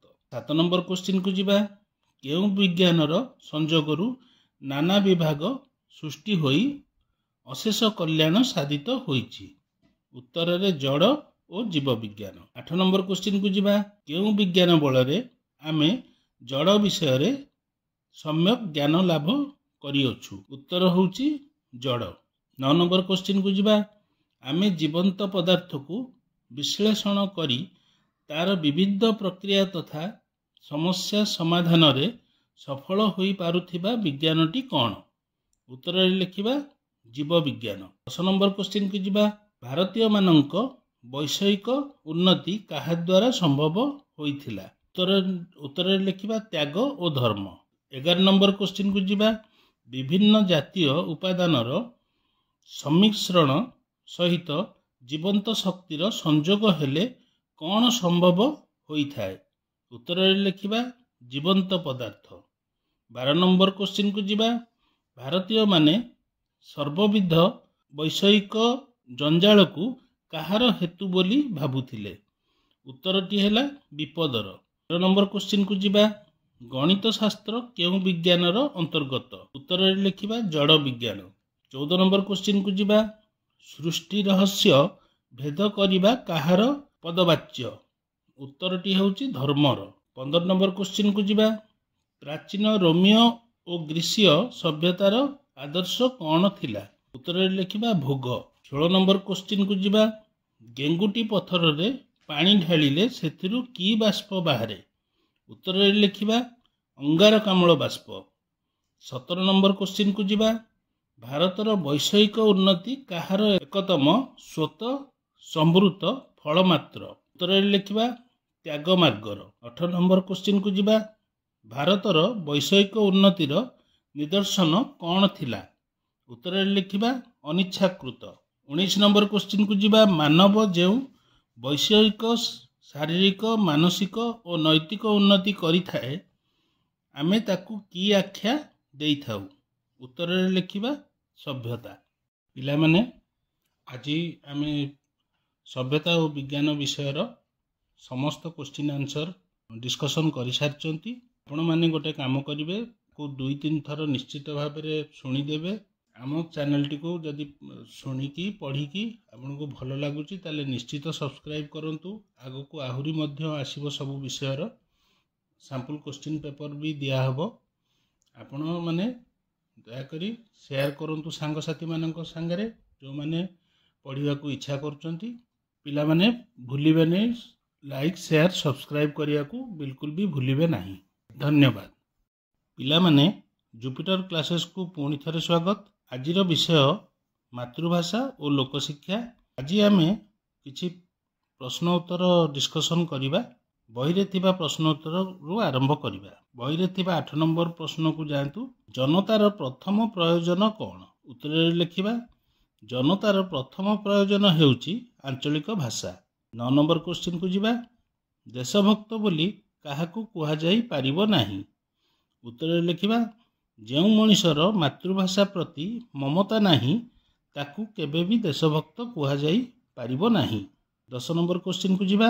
गणतंत्रर मूल मंत्र कहिले कौन बुझ? उत्तर लिखिबा गणतंत्रर मूल मंत्र कहिले शिक्षा को बुझा जाए। 11 नंबर क्वेश्चन को जिबा। समूह जनता अल्प समय मध्यरे किपरि शिक्षित होई पारिबे? उत्तर लिखिबा समूह जनता को अल्प समय मध्यरे शिक्षित करबाकू हेले मातृभाषा माध्यम रे शिक्षादान हेउची श्रेष्ठ माध्यम। 12 नंबर क्वेश्चन को जिबा। विदेशी भाषा लोकमानंक मध्यरे सहजरे प्रसारित न हेबार कारण कौन? उत्तर लिखिबा जणे निजको प्रकाश करबाकू मातृभाषा हेउची सबुठारु सहज और सरल पद्धति। मातृभाषा रे जेते शीघ्र काम करी हेबो विदेशी भाषा रे ताहा सेते शीघ्र करी हेउ नथिबारु विदेशी भाषा लोकमानंक भितरे सहजरे प्रसारित होई पारे नाही। 13 नंबर क्वेश्चन को जिबा। केउ अप्राकृतिक पाचेरी को भांगिबा पई गांधीजी प्रथमे प्रयास करिथिले? उत्तर लिखिबा विदेशी भाषा माध्यम रे समाज रे तथाकथित पाठुआ और अपाठुआंकू नेई सृष्टि होउतिबा अप्राकृतिक पाचेरी को भांगी देबा पई गांधीजी प्रथमे प्रयास करिथिले। एबे हमें 14 नंबर क्वेश्चन को जिबा। कृषि विषयक शिक्षा मातृभाषा रे हेले की सुफल मिलंता? उत्तर लिखिबा कृषि विषयक शिक्षा मातृभाषा रे हेले अभिज्ञ कृषक सामयिक शिक्षा ग्रहण करी कृषि कार्य रे प्रगति आनी पारंते। निजर कृषि भित्तिक ज्ञान को आधुनिक ज्ञान कौशल द्वारा अधिक उन्नत करि पारंते। 15 नंबर क्वेश्चन को जिबा। मातृभाषा संपर्क रे गांधीजी और रविंद्रनाथंकर दृष्टिकोण किपरि थिला? उत्तर लिखिबा गांधीजी और रविंद्रनाथंकर मातृभाषा संपर्क रे थिबा दृष्टिकोण अनुसारे मातृभाषार उन्नति एकांत आवश्यक और मातृभाषा सबु शिक्षार मूल मंत्र। 16 नंबर क्वेश्चन को जिबा। रूस सरकार प्रत्येक सोवियत रे लोकन को केउं अधिकार देइछंती? उत्तर लिखिबा रूस सरकार प्रत्येक सोवियत रो लोकमानंकु सेमानंक मातृभाषा रे शिक्षा और शासन चलैबार अधिकार देइछंती। 17 नंबर क्वेश्चन को जिबा। गाँ गहली रे इंग्राजी पढ़ुआ बीडीओ और पंचायत इंजीनियर उदाहरण देई लेखक की मंतव्य देइछंती? उत्तर लिखिबा इंग्राजी पढ़ुआ बीडीओ एवं पंचायत इंजीनियर माने इंग्राजी रे कथा हेला बेले चरा सरपंच जनक किछि बुझी न पारी संकुचित भावे केवल छिड़ा होई थाए। 18 नंबर क्वेश्चन को जिबा। केउं घटना पई स्कॉटलैंड रे मास मास धरी आंदोलन चलीथिला? उत्तर लिखिबा लंडन ने थिबा कंडुइट स्ट्रीट नामकू बीबीसी संवाद प्रचार जेउ भली भावरे कला ताकू स्कॉटलैंड रो लोके पसंद तो कले नाही बरं एहार प्रतिवाद रे मास मास धरी आंदोलन करिथिले। 19 नंबर क्वेश्चन को जिबा। केउ मानंकू रिंग लीडर कुहा जाउथिला? उत्तर लिखिबा व्यासकवि फकीरमोहनक परी जेउ माने ओडिया भाषा पई चिंता करिबा सह प्रतिक्रिया प्रकाश करुथिले सेमानंकू रिंग लीडर कुहा जाउथिला। 20 नंबर क्वेश्चन को आसीबा। शासितंकू शासकक ठारू किए दूरेई रखिछि बोली प्राबंधिक मत प्रकाश करिसंती? उत्तर लिखिबा इंग्राजी भाषा और शिक्षा शासकक ठारू शासितंकू दूरेई रखिछि बोली प्राबंधिक मत प्रकाश करिसंती। पिला माने एबे किछि क्षुद्र प्रश्न उत्तर आमे डिस्कशन करिबा जहाँकि आपणकर मल्टीपल चॉइस रे आसीबो। आपण ठीक उत्तरटी जानिथिले सहजरे लिखिपारे। 1 नंबर क्वेश्चन टी होची मातृभाषा और लोकशिक्षार प्राबंधिक नाम उत्तर रे श्री गोलक बिहारी धल। 2 नंबर क्वेश्चन को आसीबा मातृभाषा और लोकशिक्षा प्रबंधटी लेखकंक केउ पुस्तकरू आसीअछि उत्तर रे ओडिया केबे। 3 नंबर क्वेश्चन टी हैला अर्थनीति क्षेत्र रे गांधीजी काहाकू वर्जन करने डाक देले उत्तर रे विदेशी मानंकू। 4 नंबर क्वेश्चन टी हैला केउ विशिष्ट ओडिया कवि शेष आड़कू ओडिया भाषा छाड़ी बंगला भाषा रे लेखुतिले उत्तर टी हैला अन्नदासंकर राय। 5 नंबर क्वेश्चन टी को आसीबा ए देश रे कृषक मानंक ठारे केउ अभिज्ञता थाए उत्तर रे लिखिबा परंपरागत अभिज्ञता। 6 नंबर क्वेश्चन को आसीबा 1963 मसीह रे तैयारी होइथिबा पुरी रो रेल स्टेशन नाम ओडिया भाषा रे कोन लेखा जाइथिला उत्तर रे लिखिबा पुरी। 7 नंबर क्वेश्चन को आसीबा सेकाळ ओडिशा रे केतोटी गडजात थिला उत्तर रे लिखिबा 26 टी। 8 नंबर क्वेश्चन को आसीबा जनतार सामूहिक शिक्षा पई केउटी प्रकृत माध्यम उत्तर रे लिखिबा मातृभाषा। पिला माने एबे हमें किछि multiple choice question answer discussion करिबा जहाँ बही भितरु हमें खोजिकी बाहर करिछु। एथिरे 3टी 4टी ऑप्शन दिया हैछि मु खाली आपण मानकू केवल उत्तर गुड़िक कही जाउची हुए तो दरकार पड़ले गोटे वाक्य रे आपण माने उत्तर दे परिबे नले मल्टीपल चॉइस रे पढ़ले मध्य आपण माने तार सटीक उत्तरटी दे परिबे। एबे आसीबा क्वेश्चन नंबर 1 को को रक्षा करबाकू हेले कोन करबाकू हेबो उत्तरटी होउची ख बड़ को बारण करबाकू हेबो।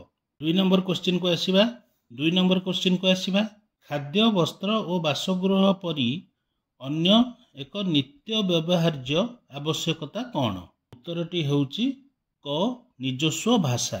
3 नंबर क्वेश्चन को आसीबा देशी सरकार कहा बल रे लोकंकू दूर रे रखिचंती उत्तरटी होउची ख इंग्राजी। 4 नंबर क्वेश्चन को आसीबा हिब्रू भाषा केउ देशर राज्य भाषा होइछि उत्तरटी होउची ग इजराइल। 5 नंबर क्वेश्चन को आसीबा जनतार सामूहिक शिक्षा पई केउ भाषा प्रकृत माध्यम उत्तरटी होउची ख मातृभाषा। 6 नंबर क्वेश्चन को आसीबा भाषा समस्या कहिले आम देशर जनसाधारण कौन बुझंती उत्तरटी होउची क हिंदी इंग्राजी विवाद। 7 नंबर क्वेश्चन को आसीबा बरकोली गछ केउठारे उधेई पारिबो नाही उत्तरटी होउची ख बरगछ तले। 8 नंबर क्वेश्चन को आसीबा भाषा को निर्देश देबा पई पृथ्वीर सभ्य देश मानंकरे कौन रहिछि उत्तरटी होउची घ एकाडेमी। 9 नंबर क्वेश्चन को आसीबा शिक्षा को काहार मूल मंत्र कुहा जाइछि उत्तरटी होउची ग गणतंत्रर। 10 नंबर क्वेश्चन को आसीबा इजराइल स्कूल रे पिला मानंकू रीतिमत की शिक्षा दिया जाई थिला उत्तरटी होउची विदेशी भाषा व्यवहार करिबा भूल। 11 नंबर क्वेश्चन टी होउची गणतंत्र केतेबेले सफल हेबो उत्तरटी होउची भोटर माने शिक्षित हेले। 12 नंबर क्वेश्चन को आसीबा NMEP र अर्थ कौन उत्तरटी होउची जातीय मलेरिया निराकरण प्रोग्राम। 13 नंबर क्वेश्चन को आसीबा गोलक बिहारी धल केउ ग्राम रे जन्म ग्रहण करिथिले उत्तरटी होउची गंजेई डीह। एबे आसीबा हमें 14 नंबर क्वेश्चन को केउ प्राबंधिक रेभेन्सा कॉलेज रो ओडिया विभाग रो प्रोफेसर थिले उत्तरटी होउची क गोलक बिहारी धल। 15 नंबर क्वेश्चन को आसीबा केउटी गोलक बिहारी कर भ्रमण साहित्य नुहे उत्तरटी होउची घ मनीषर भाषा। 16 नंबर क्वेश्चन को आसीबा केउटी लेखकंक भाषा विज्ञान संबंधी पुस्तक नुहे उत्तरटी होउची घ बंदी नेहरू। 17 नंबर क्वेश्चन को आसीबा केउ पुस्तकटी गोलक बिहारी धलंकर एक अनुदित पुस्तक उत्तरटी होउची क गोदान। 18 नंबर क्वेश्चन टी होउची मातृभूमि मातृभाषा रे ममता जा हृदय जनमी नाही ताकू जदि ज्ञानी गण रे गणिबा अज्ञान रहिबे काहीं ଏହି ପଦଟି କେଉଁ कवि रचना करिसंती? उत्तरटी हेउची गंगाधर मेहेर। 19 नंबर क्वेश्चन को आसीबा। मातृभाषार अवनति पई प्राबंधिक केउ माननकु दायी करिसंती? उत्तरटी हेउची इंग्रेजी पढ़ुआ बाबू माननकु। 20 नंबर क्वेश्चन टी हेउची मातृभाषार प्रचार प्रसार हेले काहार स्वाभिमान बढ़े? उत्तरटी हेउची जातिर। धन्यवाद पिला माने। चैनल टी को निहाती सब्सक्राइब करंतु, देखंतु, बारंबार देखिले मने रही जिवो। परीक्षा रे आपनको माननको बहुत सहयोग मिलिबो लिखिबा पई। जदि आपनको चैनल टी भलो लागुची ताले सांग साथी माननको मध्य रे आपण ताको शेयर करंतु। पिला माने अन्य पिला माने भी पढ़िबा को सुविधा हबो। चैनल टी को लाइक, सब्सक्राइब और शेयर करंतु। धन्यवाद पिला माने। जुपिटर क्लासेस को पुणी थरे स्वागत। आज विषय नरेनु विवेकानंद। यही विषय रे आज आमे सब बही रे थिबा short question, multiple type question सब आंसर गुडी को डिस्कशन करिबा। भलरे मन देई सुनंतु, मने रही जिवो। परीक्षा खाता रे लिखिया को सुविधा हबो। चैनल टी को निहाती सब्सक्राइब करी रखंतु, देखिबे आगो को बहुत काम रे आसीबो। एबे आमे जिबा बही रे थिबा 7 नंबर क्वेश्चन को। क्षुद्र उत्तरमूलक प्रश्नोत्तर गुडी को। नरेन दुई पिता को हराइला कहिबार तात्पर्य कौन? उत्तर रे लिखिबा नरेन को गुरु थिले श्रीरामकृष्ण परमहंस। तांको मृत्यु बेलकु नरेन मात्र 22 वर्षर युवक। एहार 2 वर्ष पूर्वरु तांको पिता विश्वनाथ दत्तंकर देहांत होई जाइथिला। माने नरेनकर प्रकृत पिता थिले विश्वनाथ दत्त, आउ तांको जेहेतु लालन पालन करी तांको गुरु थिले श्रीरामकृष्ण परमहंस, तेणुकरी तांको 2 पितार आख्या दिया जाइछि। निजर पिता और पितृतुल्य गुरु को हराई थिले बोली नरेन 2 पिता को हराइले बोली कुहा जाइछि। एबे आसीबा 8 नंबर क्वेश्चन को। महान कर्म किए संपादन करिथांती?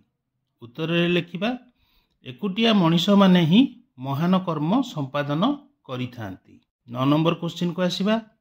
नरेन को मन रे केउ व्याकुलता थिला बोली लेखक कहिसंती? उत्तर रे लिखिबा निर्विकल्प समाधिर दिव्य अनुभूति पाइबा को नरेन को मन रे व्याकुलता थिला बोली लेखक कहिसंती। एठी निर्विकल्प समाधिर दिव्य अनुभूति माने पूरा देह केवल जीवन बंचिबा पई खाद्यटी खाई सीए तांकर जाय कि ध्यानमग्न होई कि जेमती किछि संसार विषय न बुझी ध्यानमग्न होई बसी रहिबा पई से चाहुथिले। उत्तरटी जानि परले निर्विकल्प समाधिर दिव्य अनुभूति पाइबाकू नरेन को मन रे व्याकुलता थिला बोली लेखक कहिसंती। 10 नंबर क्वेश्चन को आसीबा। समाधि रे बुड़ी न जिबा पई श्रीरामकृष्ण नरेन को काहींकी कहिसंती? उत्तर रे लिखिबा नरेन जणे साधारण सन्यासी हुअंतु बोली गुरु रामकृष्ण चाहू नथिले, तेणु समाधि रे बुड़ी न जिबा पई से नरेन को उपदेश देई कहिथिले भाबिथिली तू गोटिए प्रकांड बरगछ परी हेबु एवं तो छाई रे हजार हजार मनीष आश्रय पाइबे, तेणु तू ता न होई केवल निजर मुक्ति चाहूचु। 11 नंबर क्वेश्चन को आसीबा। सन्यासी रो केउ धर्म को नरेन बाछि नेइथिले? उत्तर रे लिखिबा दरिद्र जनसमुदायर दुर्दशा दूर करने निमंते सन्यासीर सेवाव्रत धर्म और आचरण को विवेकानंद बाछि नेइथिले। 12 नंबर क्वेश्चन को आसीबा। जनता जनार्दन काहींकी अवहेलित अवस्था थिले? उत्तर रे लिखिबा भारतर जनता जनार्दन राजनैतिक छलनार शिकार होई अवहेलित अवस्था थिले बोली एठारे कुहा जाइछि। 13 नंबर क्वेश्चन को आसीबा। इहधाम त्याग करिबा पूर्वरु श्रीरामकृष्णकर शिष्य नरेन प्रति की आदेश थिला? उत्तर रे लिखिबा इहधाम त्याग करिबा पूर्वरु श्रीरामकृष्ण तांको तरुण शिष्य माननकु नरेन को समर्पी देबा सह आदेश देइथिले जगतर कल्याण साधन करिबाकू। 14 नंबर क्वेश्चन को आसीबा। शिष्य माने केउठी निजर क्षेत्र प्रस्तुत कले? उत्तर लिखिबा रामकृष्णଙ୍କ जणे गृहस्थ भक्त सुरेश चंद्र मित्रଙ୍କ प्रदत्त बराह नगर ठारे थिबा तांकर पुरुणा कोठाकू मठ करी शिष्य माने तांकर देहावसान परे सेठारे सन्यासी जीवनर क्षेत्र प्रस्तुत कले। 15 नंबर क्वेश्चन को आसीबा स्वामी रामकृष्ण नंद मठ छाड़ी बाहर को जाऊ नथिले काहींकी। उत्तर लिखिबा शिष्य वृंद मठ छाड़ी चली जिबा परे रामकृष्ण नंद मठरे स्वामी न जाई अपेक्षा करिथिले काले शिष्य मानक मध्यरु किए केतबेले फेरी आसीबो मठकू। शिष्य मानक अपेक्षा रे ही स्वामी विवेकानंद मठ छाड़ी जाई नथिले। एबे 16 नंबर क्वेश्चन को आसीबा प्रथम करी विवेकानंद केउठाकू यात्रा करिथिले। उत्तर रे लिखिबा 1866 मसीह रे प्रथम करी विवेकानंद परिभ्रमण रे बाहरी थिले। से हिमालय उद्देश्य रे यात्रा आरंभ करी बाटरे बनारस अयोध्या वृंदावन आग्रा लखनऊ प्रभृति तीर्थस्थान मान भ्रमण करथिले। 17 नंबर क्वेश्चन को आसीबा विवेकानंद भोकरे रहुथिबार कारण कौन। उत्तर लिखिबा दरिद्र लोकर दुख और क्षुधा को अनुभव करिबा पई विवेकानंद भोकरे रहुथिले। 18 नंबर क्वेश्चन को आसीबा विवेकानंद उद्देश्यहीन भाबरे पादरे चाली चाली भारत सारा बुलुथिले काहींकी। उत्तर लिखिबा दुई थर भारत भ्रमण करी समाजर दुख दुर्दशा को अंगे निभाई थिले विवेकानंद।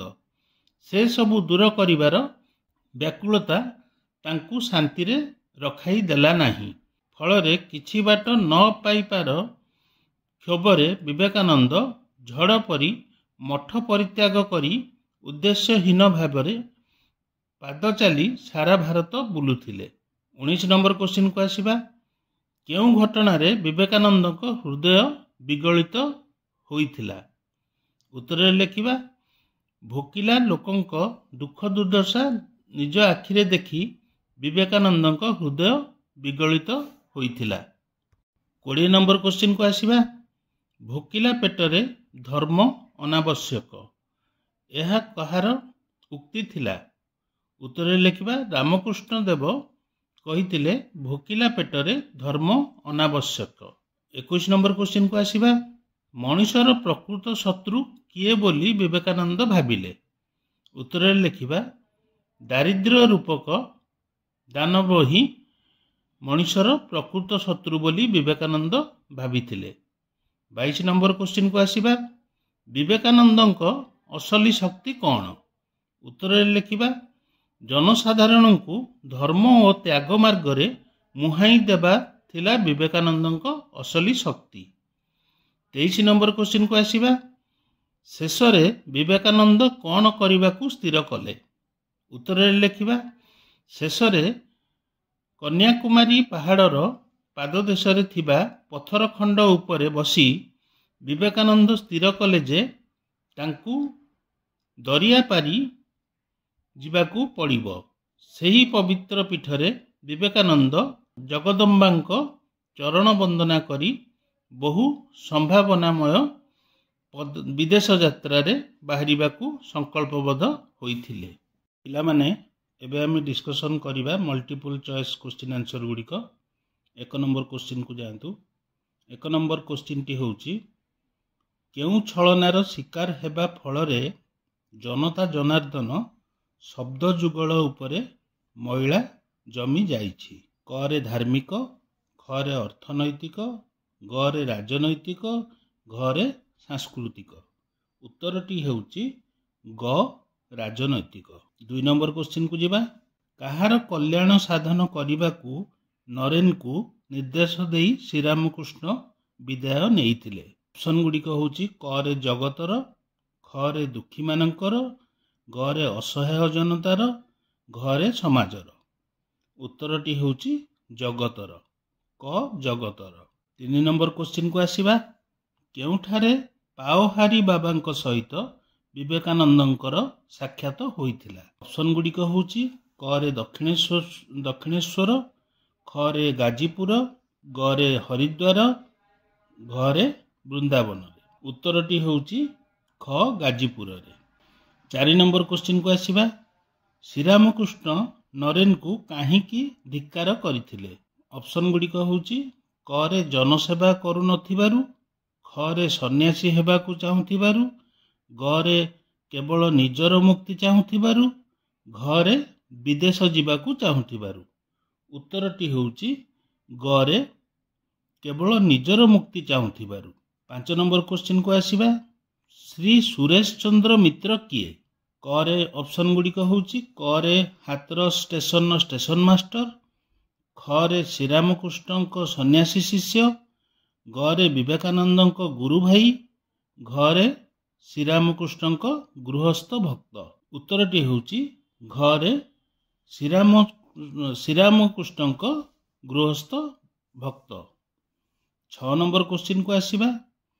ଭାରତର ଦକ୍ଷିଣ ସୀମାନ୍ତର କେଉଁ ପୁଣ୍ୟଭୂମିରେ ବିବେକାନନ୍ଦ ଧ୍ୟାନସ୍ଥ ହୋଇଥିଲେ? କରେ ଦ୍ୱାରକା, ଖରେ କନ୍ୟାକୁମାରୀ, ଗରେ ଋଷିକେଶ, ଘରେ ଅଯୋଧ୍ୟା। ଉତ୍ତରଟି ହେଉଛି ଖରେ କନ୍ୟାକୁମାରୀ। 7 ନମ୍ବର କ୍ୱେଶ୍ଚିନ୍ ଟିକି ଆସିବା। କ'ଣ ଦେଖି ବିବେକାନନ୍ଦଙ୍କ ହୃଦୟ ବିଗଳିତ ହୋଇଥିଲା? କରେ ଆଦିବାସୀଙ୍କର ଅସହାୟ ଅବସ୍ଥା, ଖରେ ଭୋକିଲା ଲୋକଙ୍କ ଦୁଃଖ, ଘରେ ଦେବ ମନ୍ଦିରର ଧ୍ୱଂସାବିଶେଷ, ଘରେ ଲୋକଙ୍କର ଶିକ୍ଷା ପ୍ରତି ଉଦାସୀନତା। ଉତ୍ତରଟି ହେଉଛି ଖରେ ଭୋକିଲା ଲୋକଙ୍କ ଦୁଃଖ। ପିଲାମାନେ ଚ୍ୟାନେଲଟିକି ସବସ୍କ୍ରାଇବ୍ କରିକି ନିଶ୍ଚିତ ରଖନ୍ତୁ, ଏହା ବହୁତ ଦରକାରରେ ଆସିବ। 8 ନମ୍ବର କ୍ୱେଶ୍ଚିନ୍କୁ ଆସିବା। କେଉଁ ରାଜାଙ୍କ ଆୟୋଜିତ ସମ୍ବର୍ଦ୍ଧନା ଉତ୍ସବରେ ବାଇଜି ମୀରା ଭଜନ ଗାଇଥିଲେ? କରେ ଖେତରୀ, ଖରେ ମହୀଶୂର, ଗରେ କୋଲାପୁର, ଘରେ ରାଜାଇୟାରା। ଉତ୍ତରଟି ହେଉଛି କରେ ଖେତରୀ। ଏବେ ଯିବା ଆମେ 9 ନମ୍ବର କ୍ୱେଶ୍ଚିନ୍କୁ।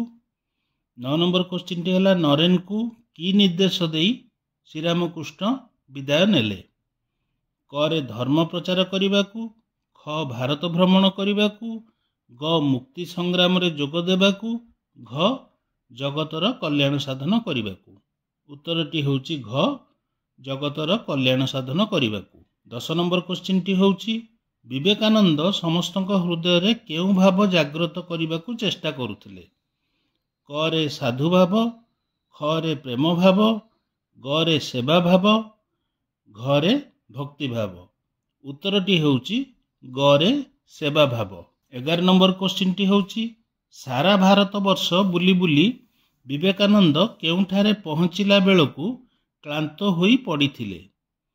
କରେ ଅଯୋଧ୍ୟାରେ, ଖରେ ବନାରସରେ, ଗରେ ରାମେଶ୍ୱରରେ, ଘରେ କନ୍ୟାକୁମାରୀରେ। ଉତ୍ତରଟି ହେଉଛି ଘରେ କନ୍ୟାକୁମାରୀରେ। 12 ନମ୍ବର କ୍ୱେଶ୍ଚିନ୍ଟି ହେଉଛି ସନ୍ନ୍ୟାସୀର ଯଥାର୍ଥ ବ୍ରତ କ'ଣ ବୋଲି ବିବେକାନନ୍ଦ ଠିକ୍ କରିଥିଲେ? କରେ ଗୁରୁ ସେବା, ଖରେ ତୀର୍ଥ ଭ୍ରମଣ, ଗରେ ଈଶ୍ୱର ଆରାଧନା, ଘରେ ଦରିଦ୍ର ନାରାୟଣଙ୍କ ସେବା। ଉତ୍ତରଟି ହେଉଛି ଘରେ ଦରିଦ୍ର ନାରାୟଣଙ୍କ ସେବା। 13 ନମ୍ବର କ୍ୱେଶ୍ଚିନ୍କୁ ଯିବା। 13 ନମ୍ବର କ୍ୱେଶ୍ଚିନ୍ଟି ହେଉଛି ସମୁଦ୍ର ଭିତରେ ଥିବା ଭାରତର ଶେଷ ଭୂଖଣ୍ଡ ରୂପେ ରହିଥିବା ପାହାଡ଼ ପାଖକୁ ବିବେକାନନ୍ଦ କିପରି ଗଲେ? ଅପସନ୍ ଗୁଡ଼ିକ ହେଉଛି କରେ ଜାହାଜରେ, ଖରେ ଡଙ୍ଗାରେ, ଗରେ ଭେଳାରେ, ଘରେ ପହଁରି ପହଁରି। ଉତ୍ତରଟି ହେଉଛି ଘରେ ପହଁରି ପହଁରି। 14 ନମ୍ବର କ୍ୱେଶ୍ଚିନ୍ଟି ହେଉଛି ସନ୍ନ୍ୟାସୀର କେଉଁ ଧର୍ମକୁ ବିବେକାନନ୍ଦ ବାଛି ନେଇଥିଲେ? କରେ ଦୟା ଧର୍ମ, ଖରେ ଜାତି ଧର୍ମ, ଗରେ ଦାନ ଧର୍ମ, ଘରେ ସେବା ଧର୍ମ। ଉତ୍ତରଟି ହେଉଛି ଘରେ ସେବା ଧର୍ମ। 15 ନମ୍ବର କ୍ୱେଶ୍ଚିନ୍ଟି ହେଉଛି ଜ୍ଞାନୀ ପଣ୍ଡିତମାନଙ୍କ ସହିତ ବିବେକାନନ୍ଦ କେଉଁ ପ୍ରସଙ୍ଗରେ ଚର୍ଚ୍ଚା କରୁଥିଲେ? କରେ ଦେଶର ଐତିହ୍ୟ ଓ ଶାସ୍ତ୍ର ପୁରାଣ, ଖରେ ଜାତୀୟ ସଂହତି, ଗରେ ନିର୍ବାଣ, ଘରେ ଯୋଗ ବିଦ୍ୟା। ଉତ୍ତରଟି ହେଉଛି କରେ ଦେଶର ଐତିହ୍ୟ ଓ ଶାସ୍ତ୍ର ପୁରାଣ। 16 ନମ୍ବର କ୍ୱେଶ୍ଚିନ୍ଟି ହେଉଛି ବିବେକାନନ୍ଦ କେଉଁମାନଙ୍କ ଆତିଥ୍ୟ ଗ୍ରହଣ କରିବାକୁ ଭଲ ପାଉଥିଲେ? କ ରେ ସବର୍ଣ୍ଣ, ଖ ରେ ଜମିଦାର, ଗ ରେ ଦଳିତ ନିଷ୍ପେଷିତ, ଘରେ ରାଜା ମହାରାଜା। ଉତ୍ତରଟି ହେଉଛି ଗ ରେ ଦଳିତ ନିଷ୍ପେଷିତ। 17 ନମ୍ବର କ୍ୱେଶ୍ଚିନ୍କୁ ଆସିବା। ନରେନ୍ଦ୍ରଙ୍କୁ ପ୍ରାବନ୍ଧିକ କେଉଁ ଭାବରେ ଉପସ୍ଥାପନା କରିଛନ୍ତି? କ ରେ ସଂସାର ବୈରାଗୀ ସନ୍ନ୍ୟାସୀ, ଖ ରେ ଦୃଢ଼ମନା ବୀରପୁରୁଷ, ଗ ରେ ଶକ୍ତିଶାଳୀ ଯୋଦ୍ଧା, ଘ ରେ ଦୁର୍ବଳ ଅସହାୟ। ଉତ୍ତରଟି ହେଉଛି ଦୃଢ଼ମନା ବୀରପୁରୁଷ। 18 ନମ୍ବର କ୍ୱେଶ୍ଚିନ୍କୁ ଆସିବା। ନରେନ୍ଦ୍ର ବିବେକାନନ୍ଦ ପ୍ରବନ୍ଧଟି ପ୍ରାବନ୍ଧିକଙ୍କ କେଉଁ ପୁସ୍ତକରୁ ଆସିଅଛି? କ ରେ ଛତ୍ରପତି ବିବେକାନନ୍ଦ, ଖ ରେ ବୁଦ୍ଧଂ ଶରଣଂ ଗଚ୍ଛାମି, ଗ ରେ ଆକାଶର ଆହ୍ୱାନ, ଘ ରେ ଗାନ୍ଧୀ ମଣିଷ। ଉତ୍ତରଟି ହେଉଛି କ ଛତ୍ରପତି ବିବେକାନନ୍ଦ। 19 ନମ୍ବର କ୍ୱେଶ୍ଚିନ୍କୁ ଆସିବା। ଦୁଇ ପିତାଙ୍କୁ ହରାଇ ସଂସାରରେ ଚଳିବା ଓ ସଂସାରକୁ ଚଳାଇବା ଉଭୟ ବିଷୟରେ ନରେନ୍ ଏକୁଟିଆ ହୋଇଯାଇଥିଲେ ମଧ୍ୟ କ'ଣ ହୋଇ ନଥିଲେ? କ ରେ କାପୁରୁଷ, ଖ ରେ ଅସହାୟ, ଗ ରେ ଦୁର୍ବଳ, ଘ ରେ ନିଃସଙ୍ଗ। ଉତ୍ତରଟି ହେଉଛି ଗ ରେ ଦୁର୍ବଳ। 20 ନମ୍ବର କ୍ୱେଶ୍ଚିନ୍ଟି ହେଲା, ପ୍ରାବନ୍ଧିକ ଶରତ କୁମାର ମହାନ୍ତି କେଉଁ ଗ୍ରାମରେ ଜନ୍ମଗ୍ରହଣ କରିଥିଲେ? କ ରେ ଜରିପଡ଼ା, ଖ ରେ କେଦାରପୁର, ଗ ରେ ନାଟରା, ଘ ରେ ଚଣାହାଟ। ଉତ୍ତରଟି ହେଉଛି କ ରେ ଜରିପଡ଼ା। ପିଲାମାନେ ଚ୍ୟାନେଲଟିକୁ ସବସ୍କ୍ରାଇବ୍ କରିକି ରଖନ୍ତୁ। ଆଗକୁ ଆସିବ ପରୀକ୍ଷା ଖାତାରେ କେମିତି ଆପଣମାନେ କ୍ୱେଶ୍ଚିନ୍ ଆନ୍ସର ଲେଖିବେ, କେମିତି ଷ୍ଟେପ୍ରେ ଲେଖିବେ, ସବୁ ପ୍ରକାରର ବିଷୟରେ ଆମେ ଆଲୋଚନା କରିବା ଆଗକୁ। ତେଣୁ ଚ୍ୟାନେଲକୁ ସବସ୍କ୍ରାଇବ୍ କରି ରଖନ୍ତୁ, ସାଙ୍ଗସାଥି ଭିତରେ ତାକୁ ସେୟାର କରନ୍ତୁ ଏବଂ ବାରମ୍ବାର ଶୁଣିବାକୁ, ପୁରା ଭିଡ଼ିଓକୁ ଶୁଣିବାକୁ ଚେଷ୍ଟା କରନ୍ତୁ। ଧନ୍ୟବାଦ।